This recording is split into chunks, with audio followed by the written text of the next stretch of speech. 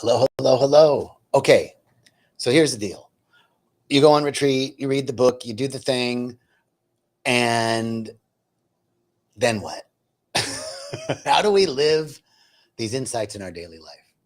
How do we embody a consciousness of oneness in our daily lives? How do we embody a consciousness of oneness when everything seems to be opposite?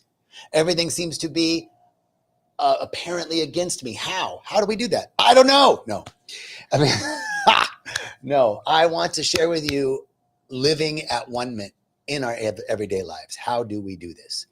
So that's today's talk. Welcome to Walking the Path, living at one-ment in our daily lives. As you can see, I'm here at Rythmia. What a magnificent place. This week is Women's Week at Rythmia, where it's all women. And I got to teach a class today, one of the classes that I don't get to normally teach, which I was really excited to teach, about the new heart, afterglow. It's one of the things that makes Rythmia so amazing is the classes. This particular class was about the science behind ayahuasca and really helping people get ready for our final ceremony tonight. It's such a powerful week. I had a lady talk to me after class who feels that she is fundamentally broken and inherently broken. Like, not that stuff happened and she got broken, but that she came out broken. And she had a lot of big stuff happen in her life. And the truth is, after 8 years here, I've heard many stories like hers, just as tender for my heart to hear. But I also know that those people have healed. That's what's the amazing thing about Rythmia is people heal. People that thought it wasn't possible. People that thought, if this doesn't work, I'm not going home. And it worked every week. It's amazing. So I want to share with you a little bit about Rythmia. And if you're feeling like there's no hope, this is the place. This is the last resort. Literally, it's the last resort. Okay. So our talk today, living at one-ment. This whole month, we've been talking about at-one-ment, atonement and at-one-ment. Atonement is this old idea of penance, but we refashioned it to at-one-ment. It's a return that it's a return home. It's a return back to yourself, to your truth, to the truth of you. And we're going to complete that journey today. Our first week, we talked about forgiveness. The first week it was Yom Kippur, the Day of Atonement. And we talked about forgiveness and the release of the illusion of separation. The second week, we talked about sacred neutrality. We talked about Anthony DeMello's essay called Show No Partiality. And in that essay, he talks about being the sacred neutrality of life, that we approach things without judgment in the space of knowing oneness, even in the midst of division. And the third week, we were invited to engage with curiosity and respect, engage difference with curiosity and respect. And we talked about constructive ways to have conflict. And we talked about how conflict isn't inherently bad, but that conflict is actually a good thing, that all beautiful things in life and in nature actually come from conflict, that conflict doesn't mean something's breaking down. It means something new is emerging. And if we can conflict well, if we can engage difference with curiosity and respect, conflict can be productive. And the fourth week, last week, with peace in the midst of turbulence. How do we carry the vision of peace even when the circumstances and conditions tell us differently? And then this week, we're going to bring it all home, literally bring it all home to embodiment, to live at one-ment on a daily basis. But you know what? Before we do that, I got to tell you a joke. It's a Halloween joke, so I got to tell you now because it's the 30th of October. So this psychology professor is having a costume party, a Halloween party, and he invites his students, and he says, you've got to come as a psychological condition or disorder. So the night of the party comes, the first student rings the doorbell, they're dressed all in red, and the professor says, what are you? And he says, anger management issues. He goes, great, come on in. The next doorbell rings, and it's another student, they're dressed all in blue, and they have these paper mache heads going out from either side of their head. And he goes, what are you? He goes, I'm clinically depressed with multiple personality disorder. The guy goes, okay, great, come on in. The third doorbell rings, and it's these two Middle Eastern students, and they're completely naked. And one guy has a string around his neck and is hanging down, and it's attached to a pear. And the pear's in front of his crotch, and his, John Hopkins is in a hole in the pear. And the other guy is completely naked, and he's got a string around his neck, and at the bottom of the string is a bowl of custard, and and he's got his John Thomas in the custard, And so the professor goes, you guys, it's a university function. You can't come naked. But before I send you away, what are you? And the first guy goes, I am deep in despair. I think it's hilarious. And then he goes, what about you? He goes, I'm fucking disgusted. Okay, there's my Halloween joke. Psychology Halloween joke. You can't get this anywhere else, folks.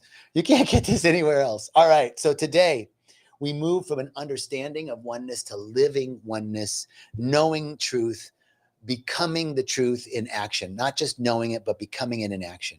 And At-One-Ment isn't a state we reach. It's a remembrance of our oneness. We got to remember that we're really not separate, that there is no separation between the sacred and the ordinary, that God is everywhere. And I'm not talking about a man in the sky. I'm not talking about Santa Claus. I'm not talking about a projection of humanity. I'm talking about the consciousness, the self-existent mind energy that exists outside of our temporal expression. So I want to offer this reflection that each time we, pause before reacting, each time we listen without judgment or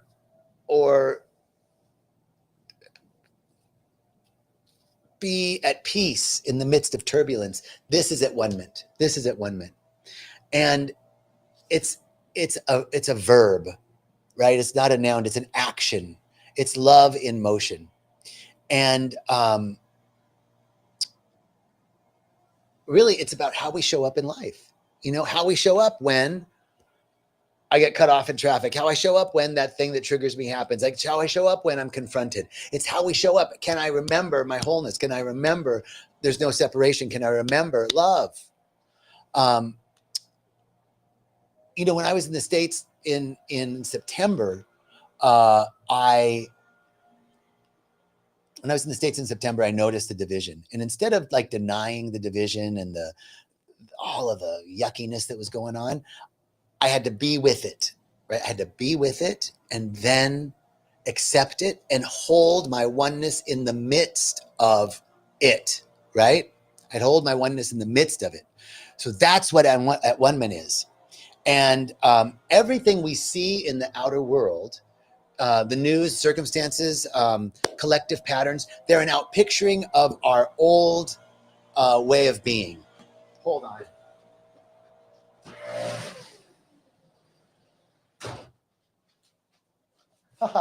Thank you. Oh my goodness. The maintenance guy was outside with the blower and I was like, okay, I can't even concentrate. I don't know if you guys heard it, but I was like, I can't concentrate. I can't. So thank you. Never done that before in the middle of a Facebook Live. So here's the thing. Everything that we have seen, everything that we're experiencing now is like a snapshot of what we used to believe. This is Reverend Michael's teaching that I just love. The news isn't new, it's old. It's the old. It's the reflection of our previously held beliefs, points of view, consciousness, etc. So our work is to hold the vision of what we want to see independent of the circumstance, even though it doesn't look like it. So there's a division and ugliness and hatred and everybody's blaming everybody else and it's their fault and them. What do? I don't deny that. But I'm holding the vision for a world where we go beyond pointing fingers. I'm holding a vision for a world where we can have respectful disagreement and talk about things so that we can come up with practical solutions to make people's lives better instead of blaming people. I'm holding that vision. I'm not denying what's going on. I'm not denying my feelings. I'm just saying I want to see a world where there's reconciliation, where we work together, where we see beyond our petty differences to see the humanity in back of all of us. And that means I've got to see the humanity in back of everybody. So this is how we clear the old story. It's through forgiveness. We clear the old pattern by forgiving ourselves and forgiving others, being a loving presence. Forgiveness is the key to move beyond this old pattern, because it's through the vision that we receive the new pattern. Now, if I'm just reacting to the old pattern, then I'm concretizing it, right? If I'm reacting to what's going on now, I'm actually reacting to our collectively old thoughts and beliefs, and therefore I'm perpetuating it. If I want to break that pattern, I can't react to it. I have to respond from a place of love. I have to respond from a place of unity. I have to respond from reconciliation. I have to be the one that says, I'm going to stop taking sides. I want to listen to what you have to say. You know, I want to find common ground. I have to be the one. You have to be the one. Someone's got to be the one. We got to start. We got to hold this consciousness. Peace is not a cause. It's an effect. It's an effect of the consciousness that we're holding. And what we internalize, we materialize. What we think about, we bring about. So we want to be internalizing peace. We got to forgive ourselves. Integration isn't the end of the process. It's the beginning. It's the beginning of living as the process itself. We practice at-one-ment. We practice at-one-ment when we breathe consciously, when we speak truthfully, love generously, serve willingly, forgive quickly. This is how we live at-one-ment. So this is really the idea, is that we start to clear any sense of division and start to remember our wholeness, start to remember our oneness. And it begins with self-love, because all of that ugliness, all of the judgment, all of the accusation and finger pointing, when I do that, it's because I am judging and accusing and exiling myself. When I can finally drop it and love myself as I am, with all my foibles and all my follies and all of my proclivities and when I can do that, when I can finally do that, then all of my judgment about everybody else seems to drop. My judgment and acrimony and disgust and repulsion of what's going on is my own repulsion at myself. When I can finally love myself just as I am, suddenly all that drops out there, and I can actually see people as the face of God. It's not easy. It's not easy, but this is our job. So that's my talk today. I hope you guys enjoyed it. I'm so grateful to have this opportunity. I'll be back next Thursday for Walking the Path. We're going to do a new topic, November. It hasn't dropped yet. I haven't gotten the download yet, so I'll let you know what it's going to be. But November is going to be a great month. It always is. Peace and blessings. Thank you so much. Thank you so much. Ending it here.